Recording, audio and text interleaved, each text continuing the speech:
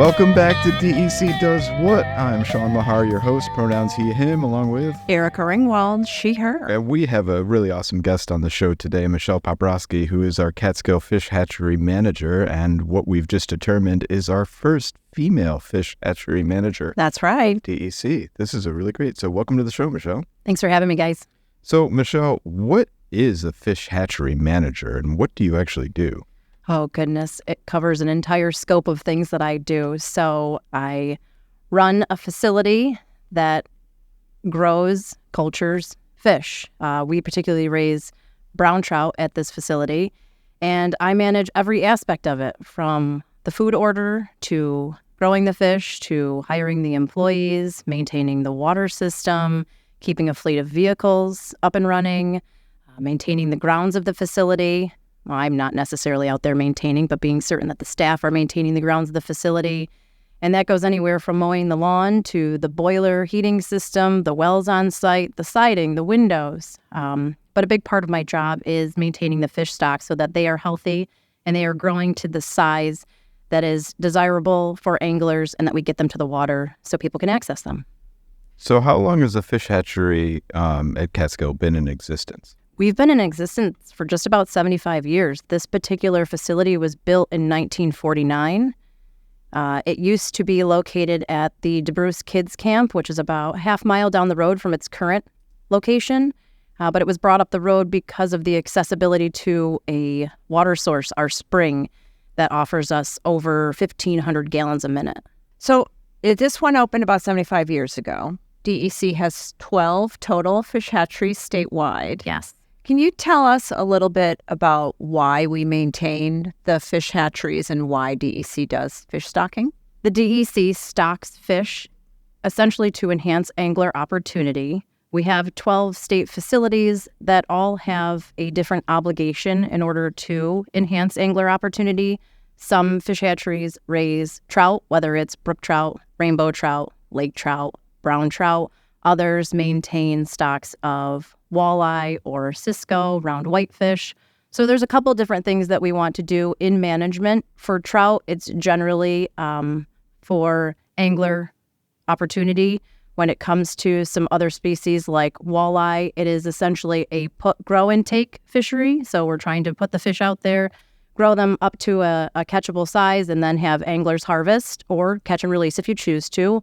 And then we have other facilities where, like I said, raising the cisco or round whitefish, and those are for restoration purposes. So both those species were something that historically were in waters in New York State, but were overfished or habitat degradation led to their demise. So walk us through a little bit about what it takes to raise fish. And, obviously it's not something easy, I assume. It takes a lot of work. I mean, you walk through what it's like to manage a facility and all the different components that go into that. But the actual raising of the fish, like, what do you do? Do we just have big aquariums on this site, or where are the fish, and how do we do that work?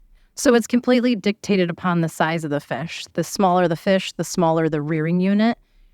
So a rearing unit is nothing more than a vessel that holds water, and water maintains oxygen so that fish can live. So when the fish are first hatching, we keep them in a smaller rearing unit. Ours are, we just call troughs. That's pretty common across aquaculture facilities. These are about 13 feet in length, they're 12 inches wide, and only about 8 inches of water. So they're pretty small. They're 17 cubic feet. We grow the fish in these rearing units until they're about 2 inches long, and then they've reached what we call carrying capacity. They've reached the amount of weight that can be in that rearing unit and still grow.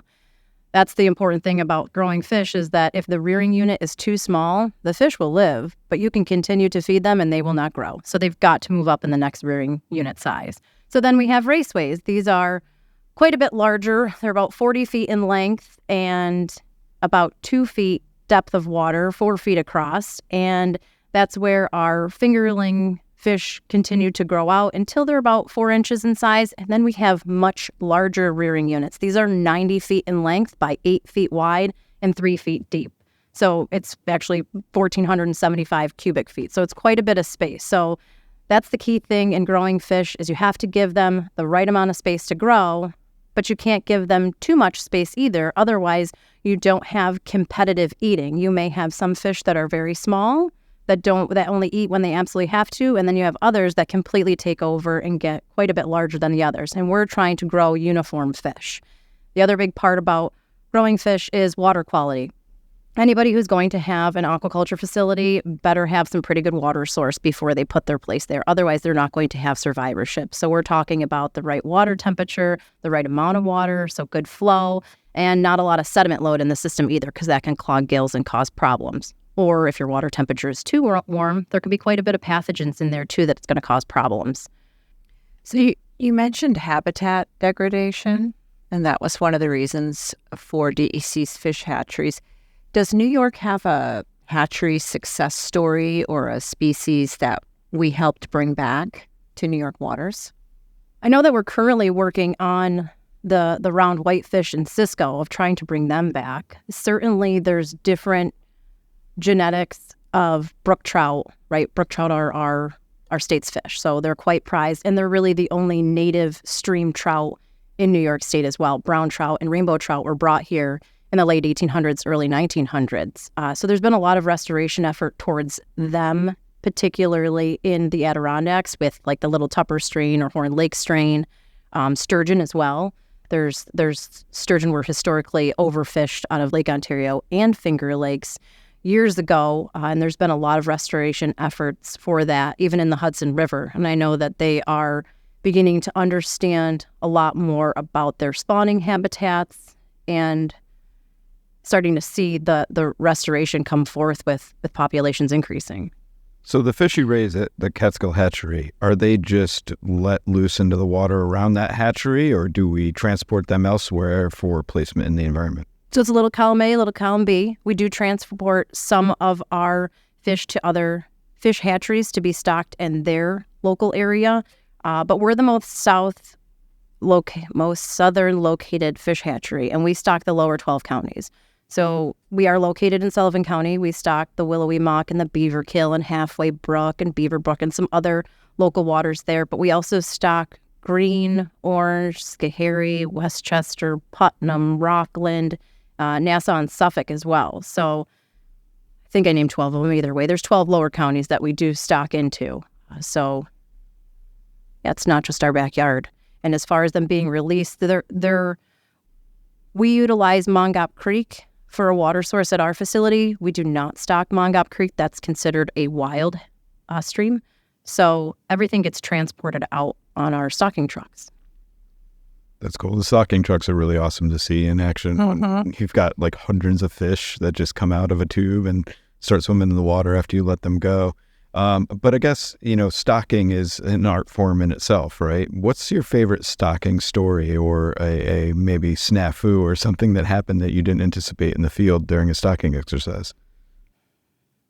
So this happened, I believe it was last year. We were in Putnam County. I actually wasn't on the run. One of our fish culturists, Katie Piscatella, was, and she handled it like an absolute all-star. But she was stocking Lake Gilead in Putnam County, and that is a water where she actually could just hook up the tube to her cam and release the fish. Often with, especially our stocking locations, they're bucket stocked, so we actually just put water into the bucket, put some fish into a bucket, and then volunteers bring the bucket of water and dump it in, the bucket of fish and dump it into the water. There's not many locations that we can do this kind of tube stocking, but either way, so she had her tubes connected, but because the ground was soft, she wasn't able to get her truck to the proximity of the water that she needed to for all of her lengths of tube to reach, and the collective length of these tubes is like 30 feet. So unfortunately, just wasn't able to get on top of the water, so she actually ended up using a tarp and laid the tarp on the ground, made sure it was good and wet. It had a good angle to it just because of the natural natural progression into the water, and released the fish, and they all got into the water really nicely. She couldn't have done that without the assistance of our fish chairman, but it was a pretty funny story, but worked out in the end. That's something that we do a ton, is just improvisation. Like, we know what we're going into, but sometimes it doesn't pan out the way that we thought it would. So would you call that a fish and slide then? It would be a fish and slide. Yeah, for sure. That's awesome. One of the coolest thing though is aerial stocking, and like that is a fascinating thing to me. I've always wanted to put a GoPro on a fish as it gets dropped from a helicopter just to see what its perspective is. But is that hurtful to the fish, or why do we do aerial stocking? It's really not hurtful for them. They really orientate themselves in a direction for the most part to go in head first. It doesn't always happen that way, but we're not stocking really large fish in this fashion either. They're generally around 5 to 7 inches. So the sheer size of them allows them to hit the water comfortably. And it depends on what kind of air stocking we're doing too. We have fixed-wing Cessna planes that we use, and then there's also helicopter stocking. And so the helicopter can get really nice and close to the water. I've participated in that myself, and it's quite safe for the fish. But even the Cessna drop, they do a solid job, those pilots, to get us close enough to the water that drop is really safe. What was your other question in that? Oh, the purpose of it. Oh, yeah. Yeah, so the purpose of it is really to be able to target those waters that are not navigable by truck and foot. So there's a lot of those isolated ponds and lakes up in the Adirondacks that we can't get to, but that could still use some restoration, essentially because of acid rainfall. If you want to check out some great fish stocking videos, check out DEC's YouTube page, which is linked from our website, dec.ny.gov. They're fun to watch. So, Michelle, I guess back on hatching and stuff, can you take us through the process of egg collection? Like, do you just order these online, or are you taking adult fish and collecting their eggs? Like, how does I don't this think work? they have them on Amazon. I don't know. We should Google that later. No, so we are a broodstock facility. We're one of 2 broodstock facilities in the state. The other is Randolph. By broodstock, I mean these are adult fish that are ready to reproduce. So actually, mid-August is when we begin our egg take at Catskill, and many people think, well, brown trout are not reproducing in August, and no, they are not in the native setting. They're normally reproducing in October, November, but the Catskill facility does subject their broodstock to an altered daylight schedule. So beginning in February, we start to alter the light exposure of these fish so that come August, they're thinking it is October. So this year we start on Tuesday, August 20th. And the first part of this entire process is separating the ripe females from the non-ripe females. So Tuesday the 20th morning, we would go in and we feel each female literally for softness in their belly. We turn her upside down, grab her by the peduncle, which is the region just before the caudal fin, so that back fin. And the rest of her body. It just really allows you to grasp the fish nicely. Turn her upside down, gently apply some pressure to her abdomen, and if she's ready to give eggs will just expel on their own. So we just separate those fish who are ready to give eggs into these wooden framed carts that we've built in our raceways. And after the ripe females are separated from the non-ripe females, we set up our entire workstation, which consists of several tables. We have 2 tables for anesthetic baths. Obviously, anesthetic makes it easier for us to handle the fish, kind of just makes them more docile so they're not thrashing all over. And then we have a table for egg and sperm mixing, adding water, and doing that whole fertilization process, as well as record keeping. And then a couple of our tables that are specially designed with these openings that hold stainless steel pans. That's where we actually squeeze the eggs. So the fish are placed in anesthetic buckets. We have 5 females to 5 males, so we're doing a 1-to-1 ratio. It takes them about 2 to 3 minutes to kind of pass out in this anesthetic bath. We use a clove oil derivative. It's called Aqueous. It's super gentle on the fish. It resides in their body for only 3 days, which is amazing because we can stock these fish out pretty shortly after anesthetizing them. And they just recover from it extremely well. So we take the fish out of the bath, we dip them in fresh water just to kind of rinse off that clove oil a bit, and then we pat them dry. The importance in patting them dry is because as soon as you introduce water to the egg or the sperm, everything starts happening. All that fertilization, the egg, there's a micropyle on the egg. It's the opening of the egg where the sperm enters. That starts to close once water hits it, and as soon as water hits the sperm, it is motile and it's ready to go fertilize. So we don't want to introduce water early.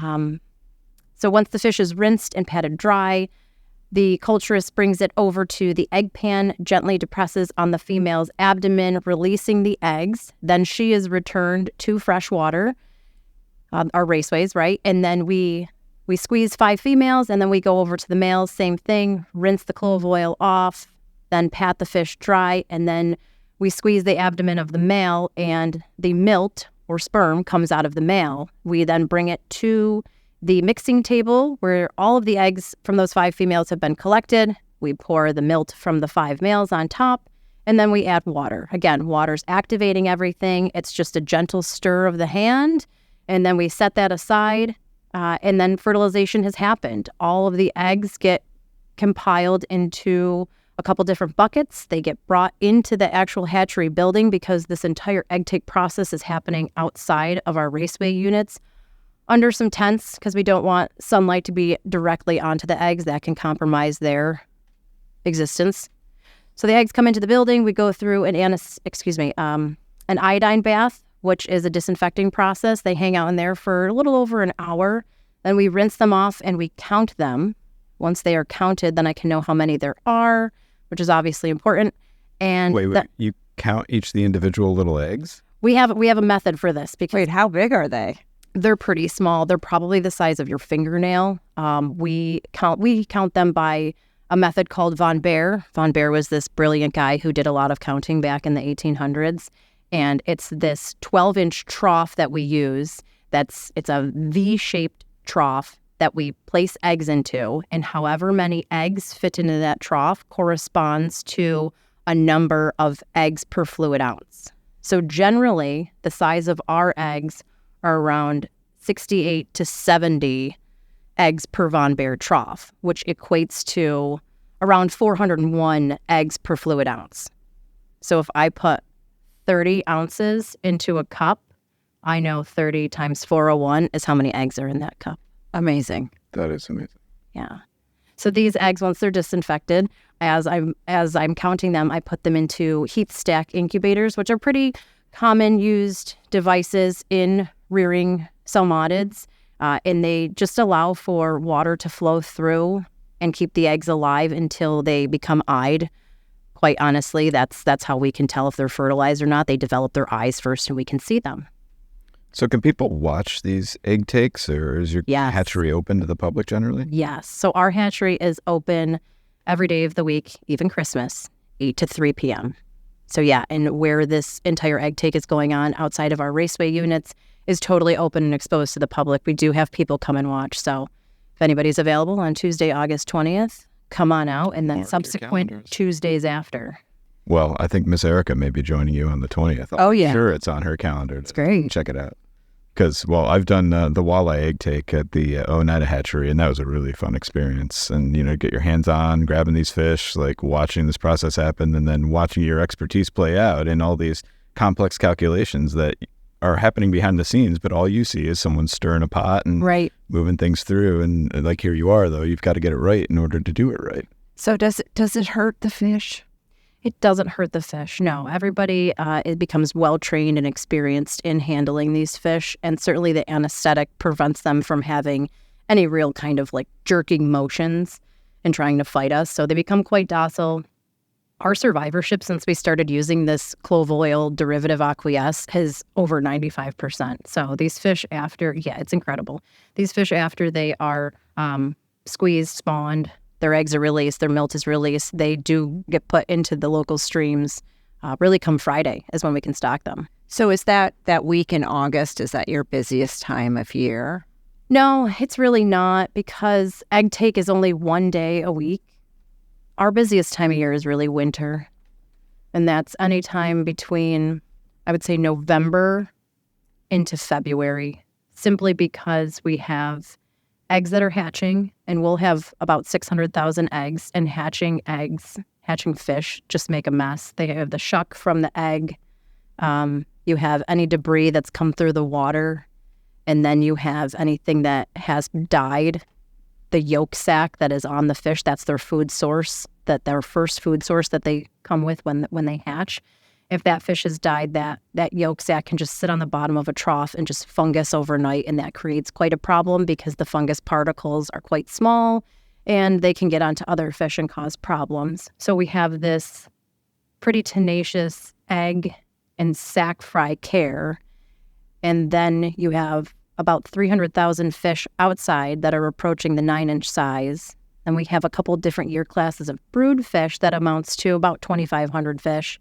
And then we have snow removal. So there's all sorts of different things going on in the winter that egg takes a cakewalk. Is predation an issue at your hatcheries? Yes, it is an issue for certain. Our hatchery is really beautiful. It's outside. It's exposed to all the elements. The creek is just running down the east side of it, and it's quite pristine. We're in the mountains. However, we're completely open to eagles, heron, mink, raccoon. It's kind of an open feast at times. So what are some of the steps we take to protect our stock as we're breeding them? So we have bird netting that we put on the side, on the pond wall side, that is about 18 inches in height. It literally surrounds the entire pond. We put that up the time of year when great blue herons are around because they're a wading bird. So by putting that netting up, it prevents them from hanging out on our pond walls and just devastating the population. There are some things like grackles, which are just a black bird that you really cannot prevent from coming in and over the top. That's pretty much the most of that we can do right now. So, Erica, did you know that Michelle has been named one of the most recent top 10 under 40 by Hatchery International Fish Hatchery Managers? Incredible. Congratulations. Thank you. So, Michelle, how does one become a fish hatchery manager or get involved in fish hatchery? Like, what was your career pathway to come to DEC? So I went to community college to start my interest in my career. I didn't know exactly what I wanted to be, but I knew I wanted to do something with the environment, and I always had an interest in fisheries as a whole. I took that to the School of Marine and Atmospheric Science at Stony Brook. I did some research on algal blooms. I worked at the Riverhead Foundation doing some other aquatic husbandry with sea turtles and seals. And then I was awarded a scholarship to Moult Marine Laboratory in Sarasota, Florida, which really opened the gateway to aquaculture. There I worked in a recirculating facility raising snook, pompano, and red drum, and the water that was used there, the effluent, was used to grow local seagrasses. I worked with the Sarasota Baywatch down there and just was trying to consistently expose myself to all of the environmental issues, concerns, and just the greatness of the environment out there. And then I was hired onto their freshwater side to raise Siberian sturgeon for caviar production. As far as someone getting into it, it's really just you have to expose yourself. You have to be willing to get into it and get dirty and do the things. I don't want to say that not saying no is not an option, but just you gotta submerge yourself in it and be willing to do the dirty work, because in the end it can be quite rewarding. As far as becoming a manager, I sometimes don't know how I did this for myself, but I know I worked hard and I know I earned it, but I'm happy to be here. Well, we're happy you're here helping us raise these fish. So I do have to ask kind of a loaded question, and I don't know if I should ask this on the podcast, but where's your favorite spot to fish in the state, and where should I be planning to go this summer for the best fishing? Be careful in how you answer. I've had a lot of really fun fishing trips, memorably out in Western New York, fishing Canisius Lake.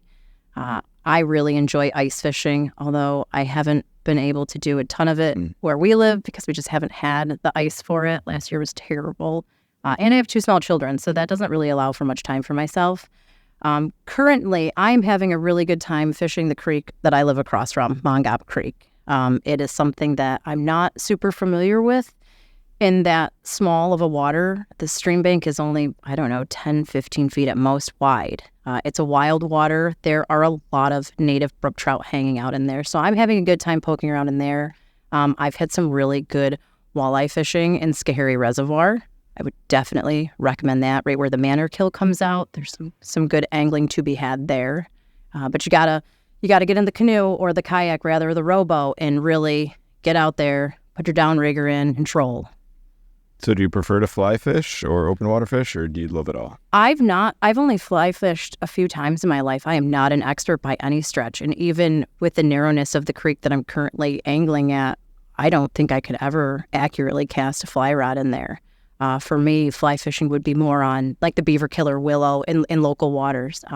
But I've been really getting into some of the local hatches and trying to understand when they're going to be hatching and what to expect. I'm by no stretch an entomologist, but am aspiring, and I find fly fishing to be absolutely wonderful. And I think that's a subject of where I live for sure, being subjected to where I live. So Sean and I met with the newest incoming interns this morning to kind of give them some words of wisdom. What would you tell someone brand new to DEC based on your experience here with us? I would say expose yourself, make yourself available to every challenge that you're given, no matter how small it seems, even if it's being the person recording the data, being the person to educate the public, or actually getting hands-on into pulling the seine or stocking the fish or anything, because all of the people that you're going to meet in these internships are going to help you out through your career. And all of those exposures and experiences are really going to be worth their weight. So try it all. Don't be above anything. Work hard, because it's a great gig in every facet of it. And the more that you can expose yourself to and not think that you're above it, the more opportunity you're going to get. Great answer. So speaking of inspiring the next generation of conservationists out there, I know we have a number of programs where we get out and about and, try and teach children about fish hatchery, fish conservation. I believe it's trout in the classroom. What is that program all about? And do you participate in that? And what are some of your experiences with it? We participate in it pretty heavily. Each fall, we give out 100 eggs to over 200 classrooms throughout New York State. This can be either public schools or private, and a lot of them are actually based out of New York City. And so the whole purpose of this program is to educate children not only about the stream and habitat, but also raising trout and what water quality means to raising trout, and just general husbandry knowledge and having that responsibility level. A lot of these kids don't ever get out to any of these streams, let alone some of the remote areas that we do get into. So our involvement is to give the eggs out each fall. We go to Hyde Park and we hand out to the classroom, go through a presentation and educate. Really, the teachers are present at that to obtain the eggs, and then they take the eggs back to their classroom and they have a tank. Usually it's a 100-gallon tank that they maintain until the spring when the kids actually get to go out and stock the fish. So it's a real educational experience locally. Some of the classrooms actually come to the hatchery to pick up their eggs, and they have a tour at the same time. So tours are great. We're happy to have them. Just call ahead and make a schedule beforehand. And even this year, our local Livingston Manor School District and Roscoe School District, they had participated. It had been about a decade since they had participated, but we finally got them on board again. And we had staff go to both of their releases. So over 100 students are involved in this, and these are tiny schools, right? The graduating class is literally 15 kids. So having their involvement, especially when these prized trout streams are right in their backyard, is important to create stewards. So if I'm a teacher and want to participate in this program, how do I find out about it? How do I sign up? So you can go to just simply Google search trout in the classroom. It's put on through the Department of Environmental Protection as well as Trout Unlimited, and you'll be directed through their pages and be able to sign up. And there's a lot of funding that can be had to acquire the equipment, because a chiller can be quite expensive, the tanks, things like that. But there's different chapters that can help you out and gain funding. So how do we guide our stocking efforts overall? Like, how do we plan for where we put the fish that we're raising? Like, what is the sort of methodology behind that? So in 2021, the Trout Stream Management Plan was established, and that provided some guidance or plan to appropriately manage trout streams. We have wild streams versus stock streams. So there's 3 categorizations of wild streams, and they have a different management criteria than the stock streams. We were trying to provide challenge for anglers that is different in wild streams versus stock streams. And those guidelines or those management principles are executed by the regional biologists.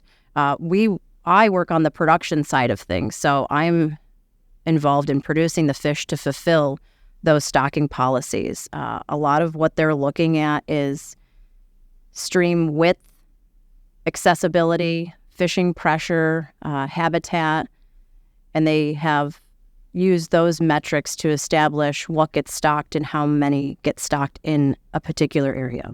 The trout stream management plan is obviously really important for guiding our restoration efforts, and it was cool to hear you say that. But what are some of the other tools that we have available for anglers who want to get out and, recreate on New York's waters, really finding the great fishing spots, really learning the tips and tricks of the trade and the tools that they need? What else do we have that folks can check out on dec.ny.gov? So we have the Tackle Box app, which really gives you all sorts of information, not only on where to access public fishing rights or state-owned access points. There's a whole locator app on that to actually see where you're fishing, where you can access. And then an additional portion of it has information on tackle or what equipment to use to have the best success, whether you're an avid angler or just recently starting out. That's great. And don't forget to buy your fishing license if you're going out. We have lifetime licenses, yearly licenses, 1 day, 7 day. But Erica, we also have something important coming up, right? We also have a free fishing weekend coming up the last weekend of June. I believe that's June 29th and June 30th. All the regular rules and regs apply, but there is no need for a fishing license during that weekend. So it's a great opportunity for folks who have not tried fishing before to get outside and cast a line. We also have been working with public libraries. Some of these libraries have equipment that you can rent for the day. Go in, check out a book, and grab a fishing pole.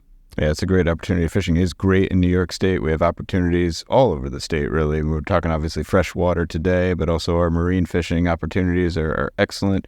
And Michelle, in the spirit of catch and release, we're glad we caught you on this podcast today, and now we will release you back into all your fish care that you have underway and getting ready for August 20th and your next fish take. So we're really glad that you were able to join us on DEC Does What today, and thanks for being part of Team DEC. Thank you all. Thank you. Well, that was a very interesting segment, Erica. Sure was. All about fish hatching in New York State. Really cool to see our network of 12 hatcheries up and running. Great opportunities to go out and learn about this stuff and make sure you put a stop at a fish hatchery on one of your visits around the state this summer. Absolutely. So, Erica, we got Free Fishing Weekend coming up, as you already told our listeners, but we got a busy summer underway, and we've got a lot of news on the street. What's happening around DEC? Well, one thing I want to make sure people have top of mind as we enter the warmer months, and I know we talked about this on another episode of DEC Does What, but it is time to be air quality aware. We are encouraging folks with the warmer temperatures and the sunshine. There is the likelihood of high levels of ozone. So DEC has a statewide air monitoring network that monitors for major pollutants like ozone and fine particulate matter. Right now, we're looking at some elevated ozone levels in various regions, so really encourage people to check out the DEC website for the daily forecast and to, if you got a phone, download EPA's Air Now app, which shows the forecast in your area. But it's the time to be air quality aware this summer. Definitely. And also, Erica, last week you did talk about also being aware of harmful algal blooms. Yes, and I did. Do have to share a quick story with you. And my daughter and I were up at a lake in upstate New York this weekend, and she saw a hab on the water. And the first words out of her mouth were, Dad, it's just like Erica said it was. It's a hab. And she got so excited, but also terrified. But, I think know it, avoid it, report it. And that was the learning lesson I implied to her. And we made sure that we reported that hab that we saw, and all New Yorkers can do the same as well. Yep, the golden rule of habs. So the other thing that we just announced a couple of weeks ago that's going to be taking place this summer, it's one of my favorite programs. It's called First Time Camper. We announced the lottery for this program, and over 7 weekends this summer, DEC does a program called First Time Camper, and basically for folks who don't have the resources to invest in a tent and all the other gear you need to go camping, we provide that. And it's a great way to check out camping and see if you like it. We've got 4 sites that we're doing this in the Adirondacks, 3 in the Catskills. It's too late to enter the lottery now, but check it out next summer. Yeah, it's a really great opportunity. Camping experiences in New York are amazing anywhere you go, and you don't always have to just go to the Adirondacks or Catskills to experience it. Obviously, we do this in conjunction with state parks as well, so there are a lot of opportunities to get out and experience camping in the state and just all the great outdoor recreation opportunities that exist around. Yep. So, and just last week, Sean, you took a trip to the Lake George battlefield. How was that? I did, Erica. It was an amazing, really humbling opportunity. Folks may not know, but a few years ago, there was a construction project in the Lake George area where they were digging a foundation and uncovered some bodies. And thanks to the work of our historic preservation people here at DEC, they determined that they were actually Revolutionary War soldiers. Oh, wow. Yeah. So in all, they dug out 44 individuals who passed away back in the Revolutionary War times. They're currently at the State Museum. They've been analyzed and preserved, and now what we're doing and what we announced last week is we have a whole unit management plan for the Lake George Battlefield Park where we're going to be reinterning them on the Battlefield Park as a way of celebrating what they did for our American history and New York State history here and providing a really great opportunity for folks just to experience that Battlefield Park and all the history in that area. And it was a real amazing opportunity. We worked with the town of Lake George, the village of Lake George, a lot of local partners who really helped collaborate to make this new reinterment possible on the site. So it's a cool opportunity. It's amazing. It's also an example of sort of the breadth of DEC's work since we have archaeologists on staff who participated in that work. Definitely. It was really neat to hear them talk about what it goes into uncovering and preserving a finding like this. And obviously it's not something that you want to find, but when you do, we want to make sure that we're caring for those individuals right and really recognizing what they provided to us as a way of our freedoms here in the state. Absolutely. Well, that was a great show, Erica. Stay tuned for more coming up over the summer. We've got, we're putting together a long list of great folks to have on this show, and we're excited to bring you more of what DEC has to offer and what we have working on. But Erica, in addition to obviously know it, avoid it, report it, paying attention to air quality, what should every New Yorker do? Get outside. DEC Does What is a production of DEC's Division of Communication, Education, and Engagement. Our theme music is an original composition by Mike Menza, wildlife technician with DEC's Division of Fish and Wildlife. Like what you heard on this episode? Please leave a review and share this episode with others. Want to learn more about DEC's wide-ranging efforts to protect New Yorkers and the environment? Visit dec.ny.gov or connect with us on social media. You can find us using @NYSDEC. For more information on DEC Does What, visit dec.ny.gov/podcast.